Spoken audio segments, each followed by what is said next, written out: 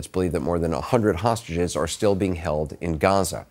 Hersh Goldberg Poland was kidnapped on October 7th. I first learned about him a few days afterward, when an IDF soldier showed me this video of a young man being loaded into a pickup truck. His hand had been blown off.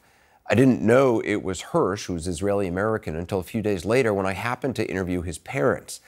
At the time, they were unaware the video existed, and they didn't even know if he was alive. I called them after the interview to tell them what I'd seen, and I sent them the video. Since then, I've spoken to Hersh's parents a number of times. In April, a propaganda video was released by Hamas showing Hersh. He urged his family to stay strong and gave proof that he was alive. But at the beginning of September, the Israeli military said they recovered the bodies of 6 hostages who were murdered by Hamas, including Hersh's. Earlier today, for the first time since his death, I spoke with his parents, Rachel and John. John and Rachel, thank you so much for talking with me. It's been a month and a half since you learned the news that Hersh had been killed, along with other hostages. What's the last month and a half been like for you? Well, I mean, I think anybody who suffers a trauma, a loss, has some sense of kind of what we're going through. I'm not trying to compare us to anybody else in trauma, but what is different here is, as you know well, Anderson, for 330 days, we were on a global campaign to save the life of Hersh and other hostages. We knew that they were suffering. We knew that they were being held in terrible conditions. We could talk more about that. But we were on a mission all day, every day. And we believed our own optimism. We really thought, we are bringing him home. We looked forward, Anderson, to you meeting Hersh. And to get the news on August 31st that they found 6 bodies, including Hersh's, was just such a crushing blow. And we are still grappling with it. We are oddly blessed because there are hostage families who know that their loved ones were killed and their bodies are still being held, and they were not able to give them, at least yet, a proper, respectful burial. So we're grateful that we got Hersh's body and that we were able to give him that respect. But it's crushing to spend those days so optimistic, so hopeful, so focused, to have it end like this. I imagine meeting him as well. And I imagine him getting on a plane on December 27th of this year, which he was supposed to do December 27th last year for a trip to India. And I imagined all of that. I'm stunned. I guess not surprised, but stunned, and just so saddened for your loss and the loss of so many. Rachel, for you, what has this been like? Well, I think that in order to get through the 11 months before day 330, I was using so much psychological suppression in order to function. You know, there was so much trauma and terror that we were experiencing as parents of someone there, that I was shoving all of this emotion and fear and terror in, I like to think of it as, you know, suitcases, and shoving those suitcases into a room and not dealing with that, because we were in battle. We were on a mission. And in order to function, I had to suppress so much.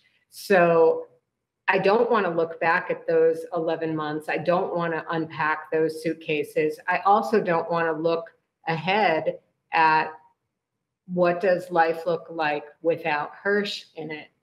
So I'm kind of trapped in this very immediate present.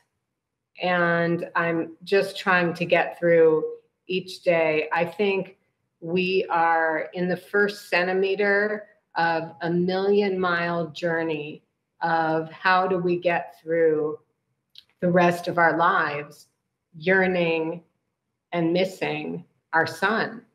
I was looking at the calendar. It was October 16th last year that you and I spoke for the first time. Today's October 14th. And I really meant what I said. I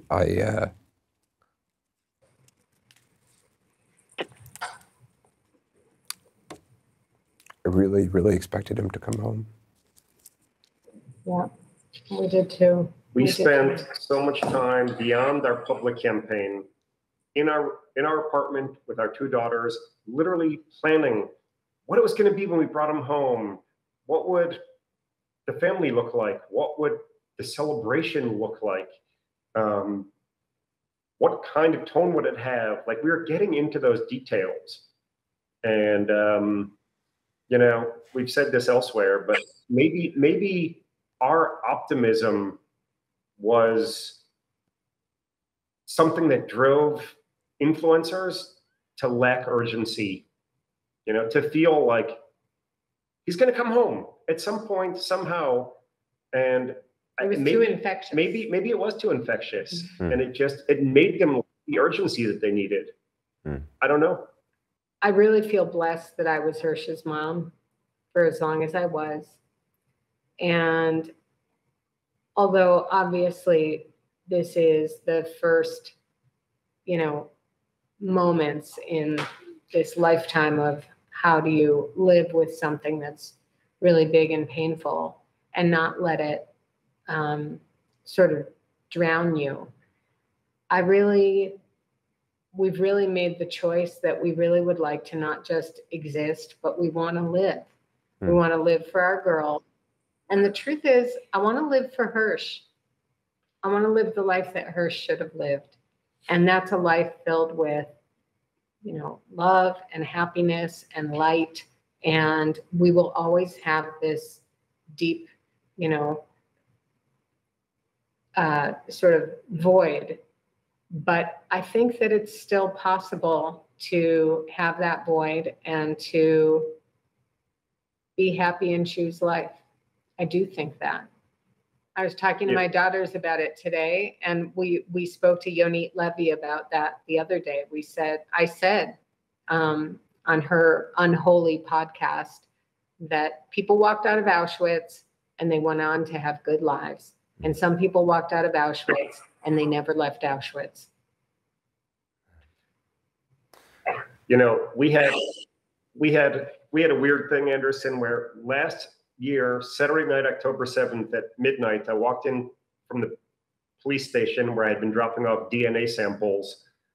And remember, that Saturday night, we assumed Hirsch was dead. And we had the chance to sit in our room and cry and talk and say then, if he's dead, we're going to mourn, we're going to grieve, but we have to live life eventually for ourselves, for our girls, and for Hirsch.